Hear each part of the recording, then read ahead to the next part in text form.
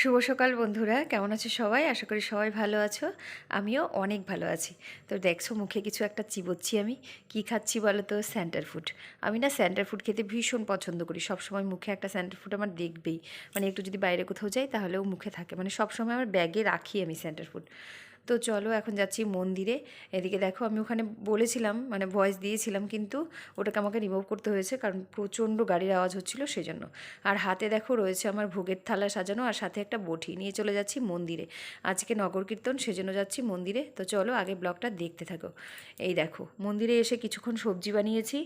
সবজি বানিয়ে তারপর 3 বাড়ি ঘুরে এনে দিতে হবে। গোপাল নিয়ে বেরিয়ে পড়েছি। দেখো এই যে গোপালকে এখানে পুজো দেওয়া হচ্ছে, তো গোপাল নিয়ে বেরিয়েছি 3 বাড়ির থেকে ঘুরে। তারপরে যা হবে তা নিয়ে দিব মাগোসাইকে। মাগোসাই সেটা দিয়ে ভোগ রান্না করবে, মানে আরও যা ভোগ হবে সেইটার সাথে 3 বাড়ি নগর ঘুরে দিতে হয়। তো সেটা নিয়ে গিয়ে দিব। আর কার এখানে হোলিতে কতটা আনন্দ হয় জানি না। আমাদের এখানে দোল পূর্ণিমাতে কীর্তন শুরু হয় মন্দিরে। 4 দিন কীর্তন হয়। 4 দিন তো ভীষণ মজা হয়ই। তার থেকেও বেশি, হোলির থেকেও বেশি আমাদের আনন্দ হয় এই নগর কীর্তনে। যেদিন আমরা নগরে বেরোই সেদিন ভীষণ আনন্দ হয়, সবাই মিলে অনেক মজা করি। তো দেখো এই যে সবাই বেরিয়েছি এদিকে। আমার পরিবারের কিন্তু আমরা 3জনই রয়েছি। আমি, সায়নের বাবাও রয়েছি, বাদবাকি সবাই রয়েছে দেখো এখানে। মানে অনেক লোকজন রয়েছে, আমার অনেক বান্ধবীরাও রয়েছে। তো দেখো এই যে বেরোচ্ছে এদিক দিয়ে সবাই। একটা একটা বাড়ি কিন্তু আমাদের হয়ে গেল। তো এইভাবে আমরা 3টা বাড়ি ঘুরবো বাদবাকি। তারপর প্রথমে ঠিক হয়েছিল যে আমরা 3টে বাড়ি ঘুরে চলে যাব, কিন্তু আমরা চলে গেছিলাম লাস্টে গোপাল নিয়ে। যতগুলো বাঙালি বাড়ি রয়েছে আমাদের এখানে প্রত্যেকটা বাড়িতেই কিন্তু গেছিলো, কারণ সবাই চায় বছরে একবার এই দিনটার আশায় সবাই বসে থাকে যে কবে তার বাড়িতে গোপাল নিয়ে যাওয়া হবে মন্দির থেকে। তো এই দিনটাতেই হয়।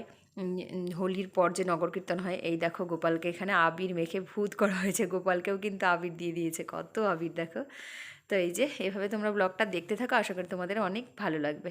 তো দেখতে থাকো কন্টিনিউ।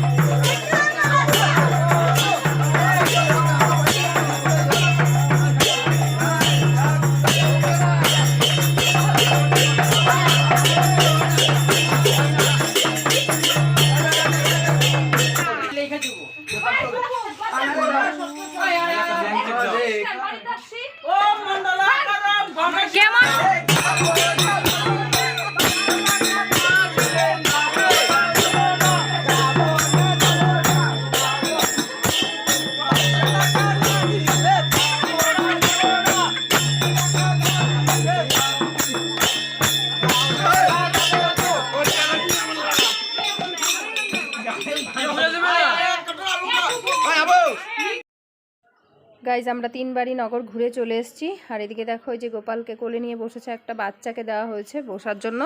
আর এদিকে হচ্ছে কীর্তন, মানে নিয়ম অনুযায়ী যা যা নিয়ম থাকে সেগুলোই সব কিছু গোসাইরা করে। তো এখানে বললো যে বাচ্চাটা গোপাল নিয়ে বসতে, তারপর ওনারা এদিকে কীর্তন করছিল, মানে কিছু ভজন করছিল। তো সেই সব কিছু হয়ে গেলে এদিকে হচ্ছিল। আর এদিকে দেখো সবাই স্নান ধান করে চলে এসেছি, কিন্তু এই দেখো আমরা যারা যারা গেছিলাম মেয়েরা সবাই কিন্তু স্নান করে চলে এসেছি মন্দিরে আবার।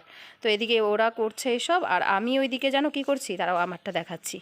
আমি এদিকে এই দেখো আইটকা রেডি করছি, মানে ভোগের যে প্রসাদ আইটকা, সেগুলো সবাই যারা নিতে আসবে সেগুলো এখানে আমাদের পাড়ার সবাই তো এখান থেকে ভোগ নিতে আসবে। তো সবাই তো আর থালাতে করে ভোগ দেয়নি, তো সবাই নেওয়ার জন্য এটা আমার মনে হয় অষ্টপ্রহরে সব জায়গাতেই হয়, আমাদের এখানেও হয়। কোনো কোনো জায়গায় পাতিলে দেওয়া হয়, আমাদের এখানে এরকম মাটির থালা নিয়ে আসা হয় আর থালায় দেওয়া হয়। তো এদিকে আমি আর গৌতমদা মিলে এই আটকাগুলো রেডি করছিলাম। আমি ভাতটা দিচ্ছিলাম আর গৌতমদা ডাল দিচ্ছিল, তারপরে আবার আমি ভাজা ঠাজা এইসব কিছু দিচ্ছিলাম, গৌতমদা সবজি দিচ্ছিল। তো এইভাবে 100-র বেশি আটকা আমরা রেডি করেছি। তা দেখো কেমন লাগছে, দেখো দেখতে কি সুন্দর লাগছে না, প্রসাদগুলো দেখতে খুব সুন্দর লাগছিল। তো এই কাজটা করতে আমার ভীষণ ভালো লাগে, খুব মানে মন থেকে একটা খুশি পাই, ভীষণ মানে খুব আনন্দ ফিল হয় আমার এই কাজটা করতে গিয়ে, এই ভোগটা রেডি করতে। তো দেখো এইসব কিছু করছিলাম, এখানে আটকার রেডি। আর এখানে সব ভোগ হয়ে গেলে তারপরে ভোগ থেকে একটু একটু করে প্রসাদ এখানেও কিন্তু দেয়া হবে সব কিছুতে, তুলসী পাতা, পায়েস, পুরি, মানে কোনো কিছুই এখানে কিন্তু মিস যাবে না। 5 রকমের ভাজা তরকারি যা যা হয়েছে সব কিছুই এর মধ্যে দেওয়া হয়।